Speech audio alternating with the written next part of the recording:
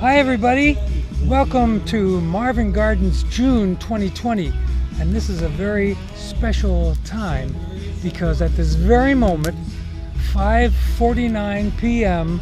is the summer solstice.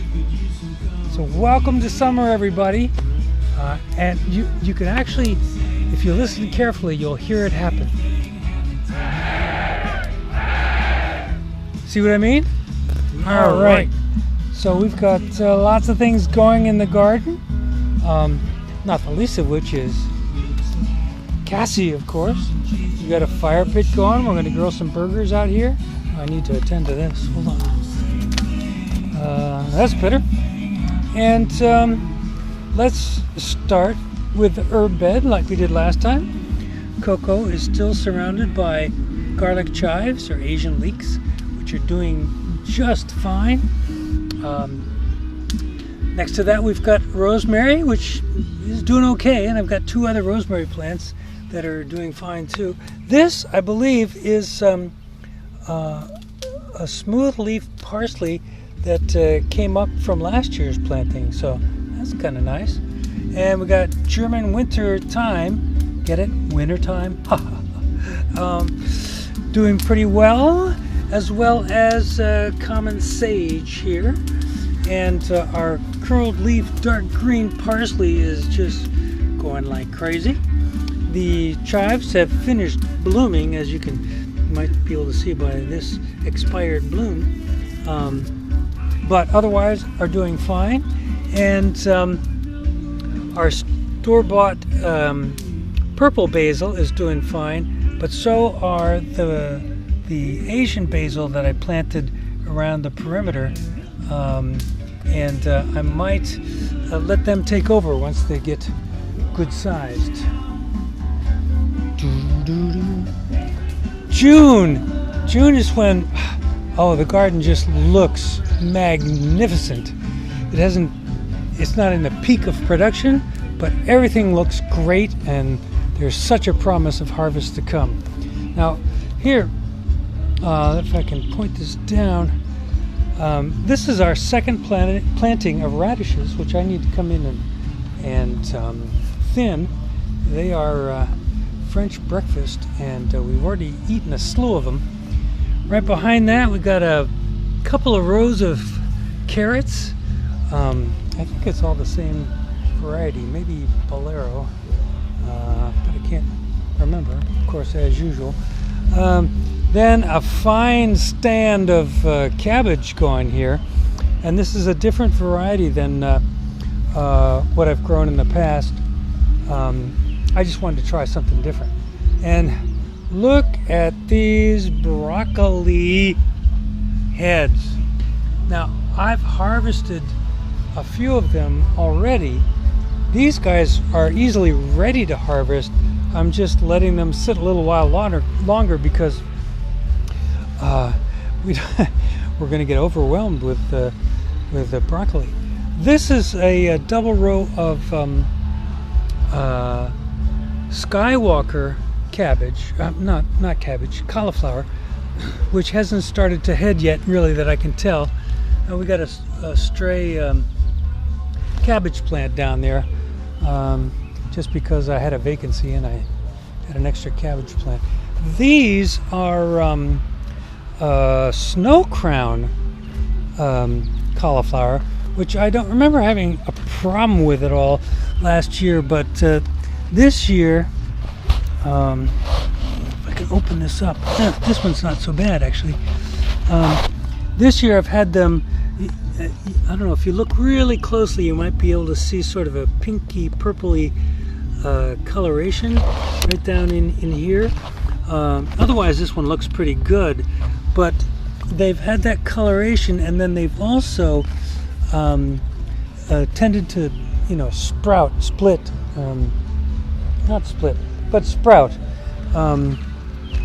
which is where it instead of being a nice firm head, it's all these little cauliflower shoots.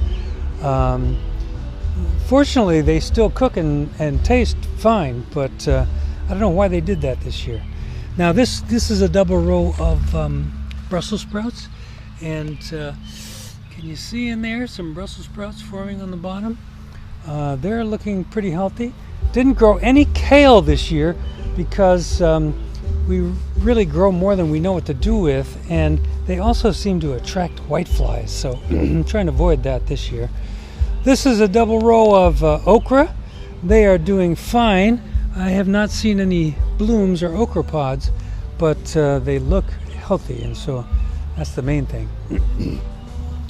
This is Scarlet runner beans. Now, they will have great scarlet edible blooms and then produce the runner beans because as a typical pole bean, and we like them. There's some people that are not too fond of runner beans, but we think they're pretty good. And so no blossoms yet. They've just getting underway. This is, as you might recall, no man's land, and we've got some zucchini happening here, some yellow squash, and I'm not sure if those have been pollinated and will produce or not, but they look kind of promising. And that's also where we have the extra parsley planted, as well as the rosemary. And these rosemary actually look better than the one plant in the herb garden. So that's where that's at. Frankie is over here trying to find some good things to eat, which he always seems to manage to. Luckily, most times it doesn't mean he throws up later, but that's too much information, I know. The pet memorial area needs to be weeded a little bit, but other than that, it's doing okay, and a lot of the perennials are coming back, so that's good to see. And we're still relatively dry out here, which we like. We think we've got enough rain, although they're saying it's below average, but this it looks pretty good to us. Of course, we have the sprinklers to augment the water whenever we need it. Now take a look at this. I mean, boy howdy. These are some pumpkins that are taken off. Now, this is just 3 plants, literally 3 plants of pumpkins, and they've almost filled up the grow house with leaves. And so far, I haven't seen any female blossoms, but that's to be expected. They usually don't come around until late June. But rest assured, we'll be in there every morning checking and fertilizing as needed. This is the official planting of why is this guy around here? Never mind, camera work. This is the official planting of a scallop squash, and you can see a few guys in there starting to happen. Again, not sure which ones are fertilized and pollinated and are going to produce, but they look promising and they look healthy, so that's a good thing. Now, the rest of this bed is all onions of one sort or another. I believe these are Patterson down at this end, which is a storage yellow. Then we've got Scallions, deep purple variety, which amazingly look almost the same size as a regular onion, but if we pull them, they won't be bulbed underneath. And then we got Red Wing, and finally Candy. And if you'll notice, these guys are certainly bulbing, and June is one of my favorite times just to gaze upon the onion bed because it really looks magnificent. So on to bed number 3, I believe this is. These are eggplants. They are looking fine. Actually, there's even a bloom happening there. Well, a bud anyway, not quite blooming yet. And these are the peanuts. They're kind of overrun by volunteer ground cherry plants, which just come up all over the place. But the peanut plants themselves are looking pretty good. They're kind of slow growing, so we're not too concerned about the size. And then you'll notice two, actually maybe three, maybe four lovely heads of lettuce all crammed in together. And I'm happy to report that so far we've kept ahead of the lettuce, meaning that we've eaten it before it bolted. Now here we have a questionable couple rows of spinach. These are already starting to bolt, meaning they're sending up shoots, which will eventually be flowers. And then the others of them have got that yellowing leaf problem that I have. This, however, is a perfect specimen, which I probably should harvest right away. That brings us on to tomatoes, and the tomatoes are just doing great, and they've done so from the get-go. They like this soil, and I can see that I need to tuck some branches in here to keep them inside the cages. That's really the only maintenance that you need to do. And now, even as I look here, there are some small tomatoes forming, which is not bad for 3/4 of the way into June. But these are doing good, and these are the ground cherries that we actually planted inside and grew from seed. And as you can see, can you see? Yeah, there's a bunch of ground cherries forming. I don't see any that are quite ready yet, much to Frankie's chagrin, because he loves ground cherries. But it won't be long before they start to, the little casings start to turn yellow, and that signals that they are ready. And Frankie knows it, so he'll be out here harvesting in no time. All right, that brings us to whatever bed this is. 1, 2, 3, 4, 5. Bed 5. And besides garlic around the perimeter, which I finally got some information on from my brother-in-law Craig, that they're harvestable around August sometime, when the tops completely wither and die over. Although, unfortunately, it looks like I had a couple of tops wither and die over prematurely, so I'm not sure what's going on there. But the peppers are all looking healthy. If you look very closely, in some cases, you will actually see a pepper or two. You'll also see blooms with peppers getting ready to happen. So it won't be too long before we're pulling those guys. And that brings us down to the end of this bed. And this is where we've got the official planting of yellow squash and zucchini. And there again, it's not quite clear which ones have actually been pollinated, but they are showing potential, especially those zucchini back in there. So we'll see what happens. On the end of the grow house, we've got sunflowers that are happening and doing nicely. They're pretty little sunflowers, not big, but they are colorful.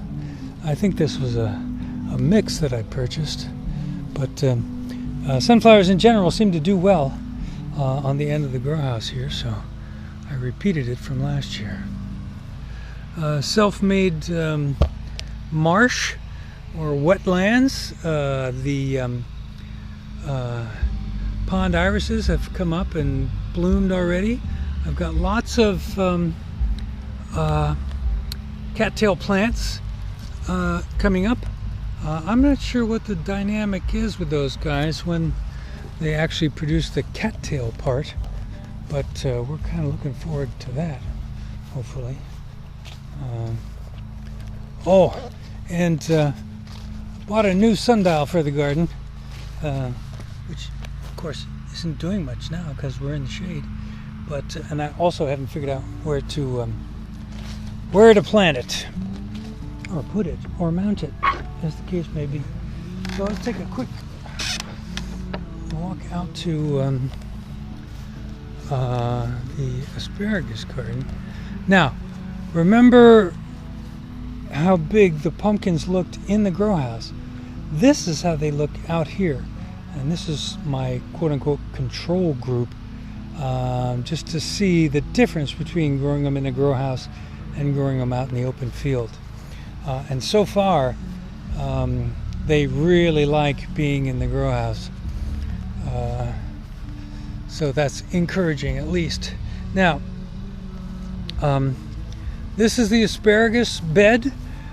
We weeded, hay mulched, and got this thing in pretty good shape. The only thing is that all the asparagus plants tend to just fall right over. And I'm not really sure why that is. Otherwise, they look pretty healthy. The last time we went through, we didn't have too many asparagus beetles, but we're actually overdue to spray for them again.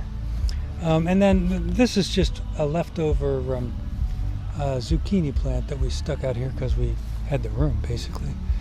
Here's our other little mini swamp, bog, whatever you want to call it, wetlands. No sign of cattails out here, but the pond irises, the yellow pond irises, as usual, are doing just fine. All right, so let's walk back in to the garden proper and finish this thing up. And maybe if I have some drone footage, I'll put that in here while we're walking around and otherwise doing nothing. Now, I will tell you that inside, under the lights, which I probably have a clip of for you if I'm doing things right, is the second planting of Brassicas starting. Now, the greenhouse is just a little too harsh this time of year for starting seedlings. So I start them inside under the lights, and then I'll let them get pretty far along, almost close to being ready to go into the ground before I bring them out here, if I bring them out here at all. So the greenhouse is not doing anything right now, actually, but it served us well up until now.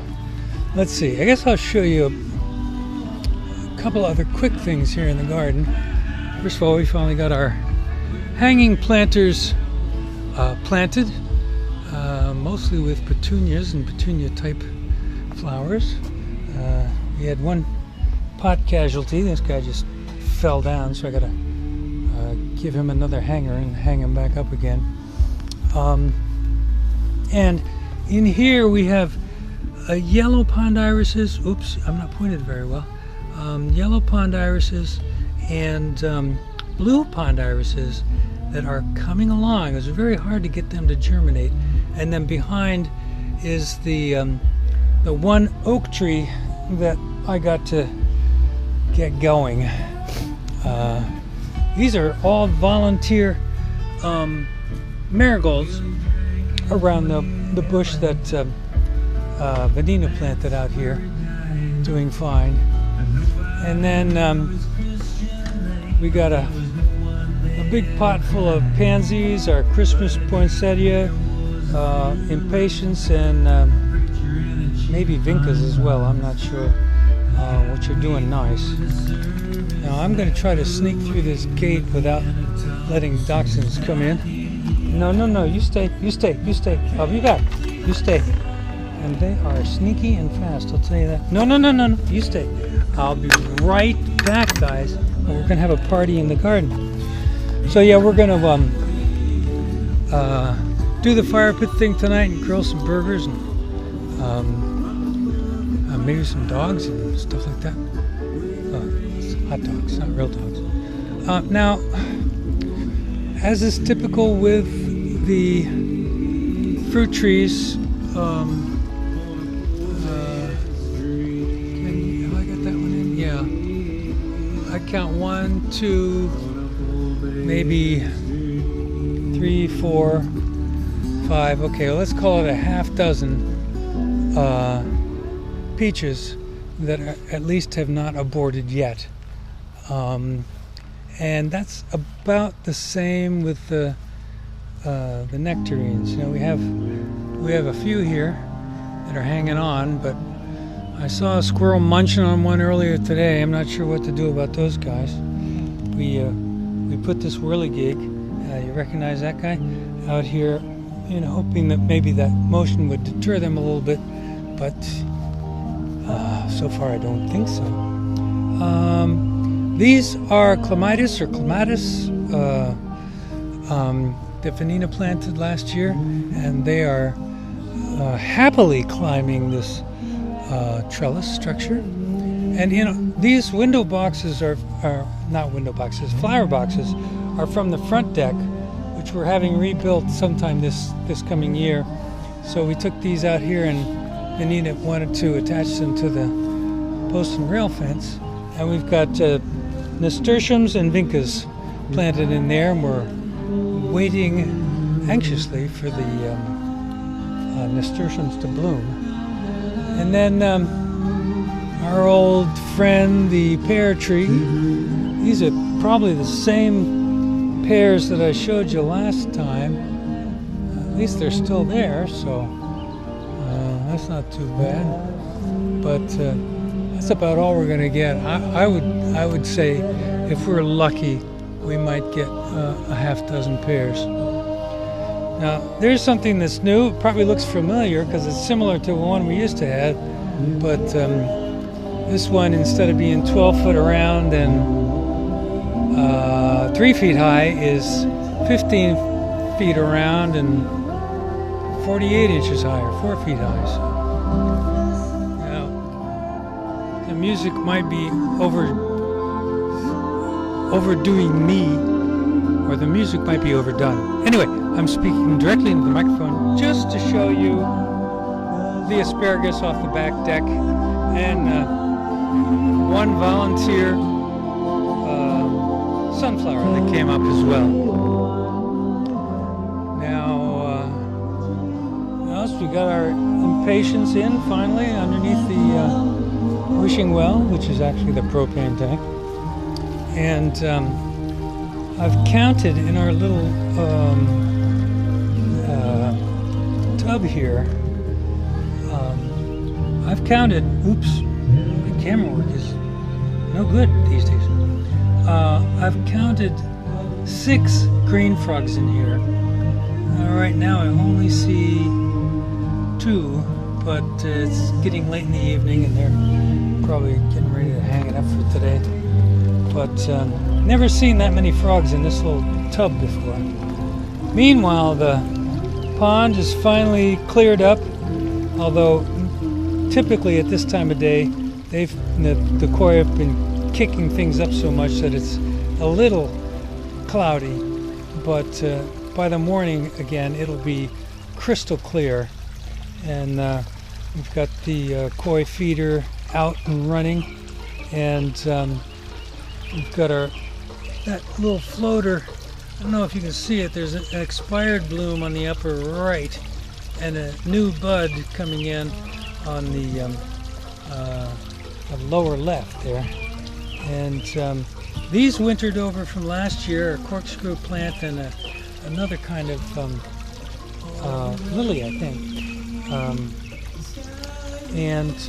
So the plants are kind of coming back. I finally got in there and reset all the rocks, and so the pond is finally looking like something you want to look at. There's probably, right there is probably the last yellow pond iris bloom that we'll see this year. But a nice pot of impatiens hanging there behind, and really good cluster of flowers around the sundial. Oh, speaking of sundials, this is the other new sundial that we got to replace the one that was out here, which was, I don't know if it was lead or pewter or whatever. It was being chewed up by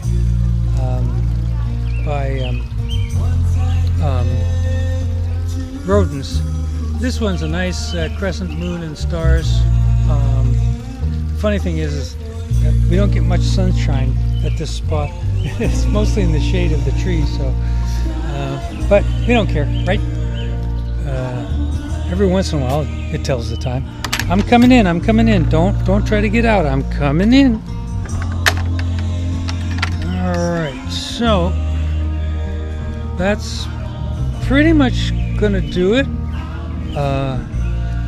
Here's the French ballerina. She's always busy working on things, making the garden beautiful. Right now she's replanting some succulents somewhere. But she's always planting, weeding, mowing, or doing something constructive. So, and there she goes. Okay, anything else to show you? You know what? I don't think so. I think that's it.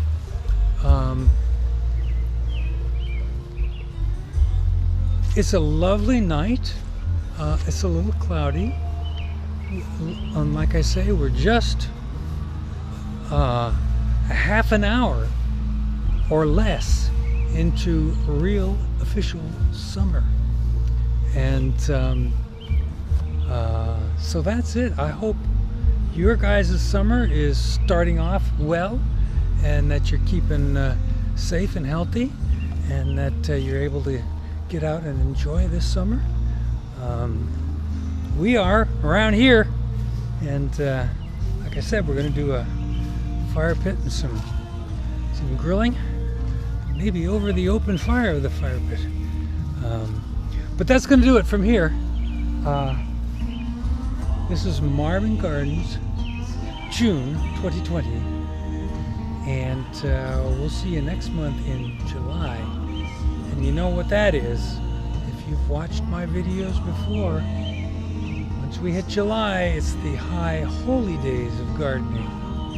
And it means that's what you look forward to all year long, is what goes on in July in the garden. So we'll see if it works out this time. Anyways, see you next month in July. Bye, y'all.